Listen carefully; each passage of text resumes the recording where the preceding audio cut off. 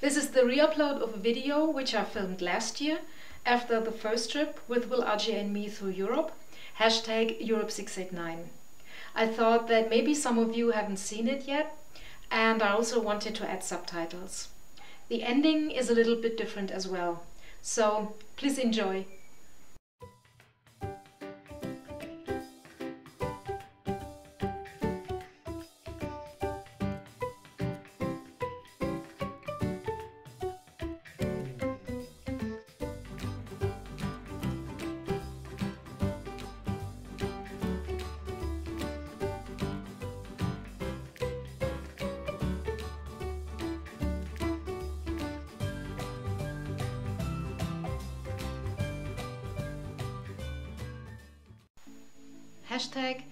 #Europe689, the trip of Will and RJ from #689 through Europe. How was it for me? You might know that I've been following them along all 3 weeks. So how was it for me? Well, I had brought lots of books with me. My Kindle was full of new stuff, which I had planned to read before going to sleep or while sitting in a plane. But guess what? I didn't read a single sentence. There was so much to think about, so many impressions to relive, so many conversations to ponder over that I neither felt the desire nor the time to read. But I was listening to music all the time. My #Europe689 has a playlist. It's the music we listen to in bars and clubs. The songs mean something to me. They help to remember certain moments, special conversations, people's faces and voices. Every meetup was different. Every city felt different. But one thing was the same. The instant we left a city, I immediately started to miss the people. I couldn't get enough of them. At one point, I wasn't interested in sights anymore, because the people got much more important. The more cities we hit, the longer was my list. People who had been just faces a day ago had become friends.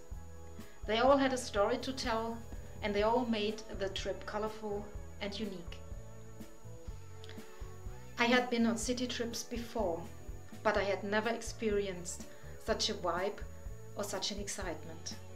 At the Amsterdam meetup, I met Manuela, who is a filmmaker from the project Lifeboat.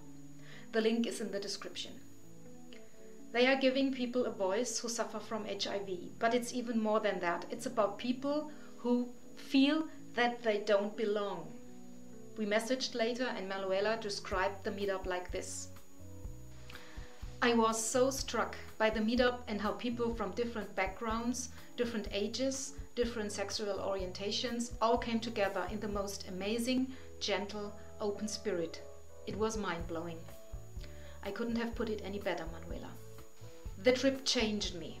I can even pinpoint the minute when the transition started. I opened up.